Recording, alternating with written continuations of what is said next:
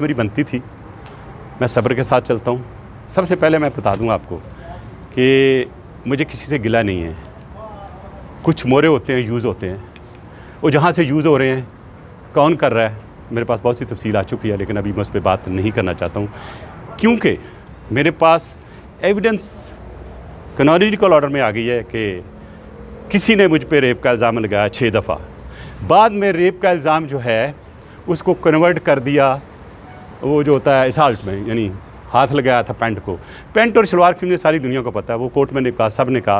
तो जो मैंने दरख्वास्त दी है कि मिसप्रेजेंटेशन ऑफ फैक्ट्स करके पहले मेरे पे रेप का इल्ज़ाम तो लगता रहा, फिर दस्तराजी का इल्ज़ाम लगा जो मेरे और गिलानी साहब पे लगा, तो मेरा राइट बनता है ना क्लैरिफिकेशन दूँ। तो मैंने FIR के लिए कहा है कि झूठ बोल के। और दूसरी सबसे बड़ी बात यह है कि मैं चेयरमैन हूँ स्टैंडिंग कमेटी इंटीरियर का।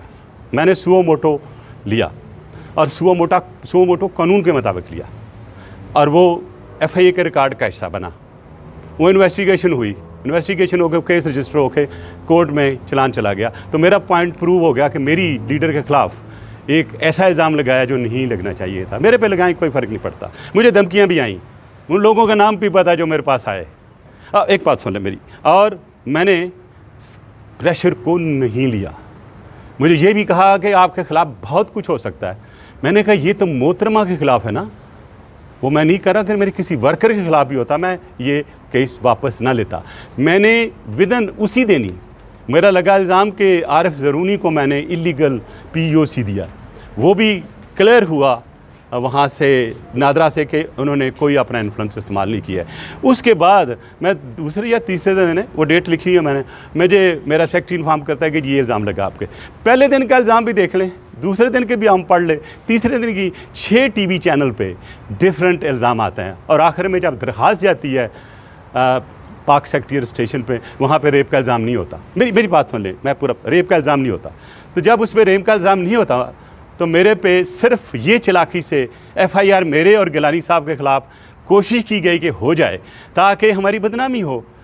और कोई क्या चाहता था, कोई क्या करना चाहता था, उसका मुझे बड़ी अच्छी तरह पता चल चुका है। लिहाजा मैं बहुत सी चीज़ें अभी होल्ड कर रहा हूँ। हाँ, मैंने दरख्वास्त दी है, इसके मतलब आज एक प्रेस स्टेटमेंट आएगी और स्पोक्समैन उस पर बात करेगा।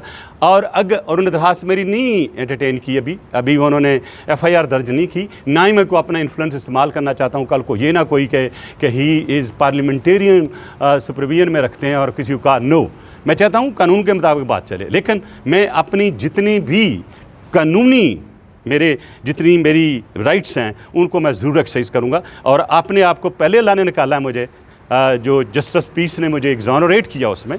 और ये सुप्रीम कोर्ट में, हाई कोर्ट में भी मैं समझता हूँ कि मिस प्रेजेंटेशन ऑफ फैक्ट्स हुई, क्योंकि जो पिटीशन दी गई उनके वकील की तरफ से, जो भी मैं नाम नहीं लेना चाहता, उनके मुताबिक उन्होंने मेरिट को तो डिस्कस ही नहीं किया। मैं यहाँ आपके साथ मेरिट नहीं डिस्कस करता, लेकिन मैं बिल्कुल आज हाई कोर्ट में भी आया हूँ और मैं यही अपनी अपील लेके आया हूँ कि आई शुड बी हर्ड। क्योंकि उस दिन ये कोर्ट में लगा हुआ था 3 को, जनाब जस्टिस अमर फरूक साहब के पास। अब मुझे नहीं पता कि यहाँ के क्या तरीक़ाकार था कि वो 3 से एडवांस हो के पहली को हो गया। मुझे सुबह पता चला, मेरा सेनेट का भी था काम, तो मैंने भेजा अपना जो है वकालतनामा, तो आई वॉज नॉट हर्ड। तो since the decision has been taken without hearing me, तो have a right, I should be heard. आज इसलिए मैंने एप्लीकेशन दी है, मैं कोर्ट में आया हूँ। I am grateful to the court कि मुझे उन्होंने डेट दे दी है मेरी पर्सनल हेयरिंग के लिए। इंशाल्लाह मैं सारी चीज़ें जो है, अगर मुझे इन कैमरा मिलेगी तो बहुत कुछ बताऊँगा, अगर ओपन मिले तो फिर ओपन वही बात की है जो मैं भी कर रहा हूँ। लेकिन ये कि मैं बताता हूँ आपको, जो कुछ है वो झूठ था इसलिए कि कोई मेरी पॉलिटिकल चीज़ पे स्प्लिंटर मारना चाहता था। मुझे उन लोगों को नामों का भी पता है, मुझे लोगों को भी पता है जो करा, कौन लोग थे, कहाँ से इंजीनियर हुआ, किस गली में लोग बैठे, पैसे किसने दिए। मैं तो नहीं कहता, जो बाहर से लोग आए वो कहते हैं थर्ड पार्टी ने हमें पैसे देने थे। तो ये सारी चीज़ें रिकॉर्ड में हैं, तो उसी रिकॉर्ड को मैं पब्लिक के सामने रखता हूँ, फैसला करें। और बहुत सी चीज़ें हैं, फिर बात करेंगे इंशाल्लाह। और अपने आप को पहले अल्लाह ने निकाला है मुझे, जो जस्टिस पीस ने मुझे एग्जॉनरेट किया उसमें।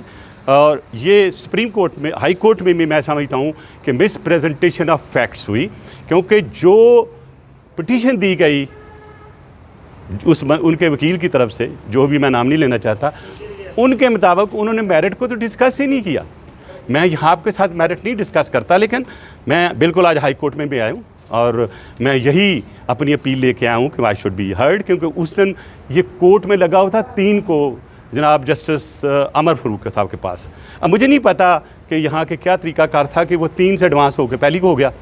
मुझे सुबह पता चला, मेरा सेनेट का भी था काम, तो मैंने भेजा अपना जो है वकालतनामा, तो आई वॉज नॉट हर्ड। तो since the decision has been taken without hearing me, तो have a right, I should be heard. आज इसलिए मैंने एप्लीकेशन दी है, मैं कोर्ट में आया हूँ। I am grateful to the court कि मुझे उन्होंने डेट दे दी है मेरी पर्सनल हेयरिंग के लिए। इंशाल्लाह मैं सारी चीज़ें जो है, अगर मुझे इन कैमरा मिलेगी तो बहुत कुछ बताऊँगा, अगर ओपन मिले तो फिर ओपन वही बात की है जो मैं भी कर रहा हूँ। लेकिन ये कि मैं बताता हूँ आपको, जो कुछ है वो झूठ था इसलिए कि कोई मेरी पॉलिटिकल चीज़ पे स्प्लिंटर मारना चाहता था। मुझे उन लोगों को नामों का भी पता है, मुझे लोगों को भी पता है जो करा, कौन लोग थे, कहाँ से इंजीनियर हुआ, किस गली में लोग बैठे, पैसे किसने दिए। मैं तो नहीं कहता जो बाहर से लोग आए हैं वो कहते हैं थर्ड पार्टी ने हमें पैसे देने थे। तो ये सारी चीज़ें रिकॉर्ड में हैं, तो उसी रिकॉर्ड को मैं पब्लिक के सामने रखता हूँ, फैसला करें। और बहुत सी चीज़ें हैं, फिर बात करेंगे इंशाल्लाह।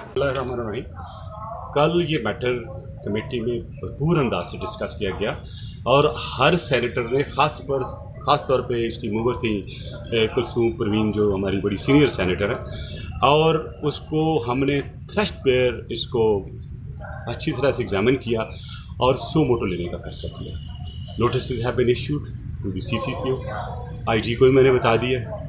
देखिए, जब ऐसा वाक़या हमदर्दी होनी चाहिए, और ख़ास तौर पे एक हमारी बहन जो मोटरवे पे जा रही है, ये कहना कि वो उस मोटरवे पे ना जाती, ये ना कहती कि वो पेट्रोल डाल के जाती। मैंने सारे वो सोशल मीडिया की चीज़ें देखी है, प्लीज़ स्टॉप इट। मैं आ सकता हूँ सोशल मीडिया पे जो उन्होंने बातें की उस पर भी एक्शन लूँगा, इसलिए कि एक ही ऐसा वाक़या है जिसको स्पेयर नहीं करना चाहिए। और अगर आपको पता हो तो मैंने तो इसके लिए डेथ पेनल्टी के लिए कहा था। मतलब मैं थोड़ा सा हो सकता है कुछ पार्टी लाइन से भी थोड़ा सा डिफरेंट बात कर रहा हूँ, लेकिन जो आवाम की एक ख्वाहिश है मैं उसके बता रहा हूँ कि मेरे पास जो अपील्स आ रही हैं इस वक्त, जो मेरे पास रिक्वेस्ट आ रही है, वो ये कहते हैं कि इसमें आप डेथ पेनल्टी के लिए आगे जाएं, ला बनाएं, जो कि नेचुरली मैं कमेटी के सामने रखूँगा, अपनी पार्टी से भी बात करूँगा इस सिलसिले में कि ये आवाम की ख्वाहिश है। लेकिन मैं ये समझता हूँ कि CCPO को रिस्पॉन्सिबिलिटी के साथ बात करनी चाहिए थी, क्योंकि ये मैटर मेरे सामने पेश होगा। अगर मैं ज़्यादा किसी को बगैर देखे हुए, बगैर पढ़े हुए और बगैर उस बयान को देखे हुए अगर उनकी बात करूँगा तो सब जुडिस होगी और ये लोग समझेंगे कि शायद चेयरमैन स्टैंडिंग कमेटी इंटीरियर को ऐसी बात करना चाहते हैं जो कानून के मुताबिक नहीं होनी चाहिए।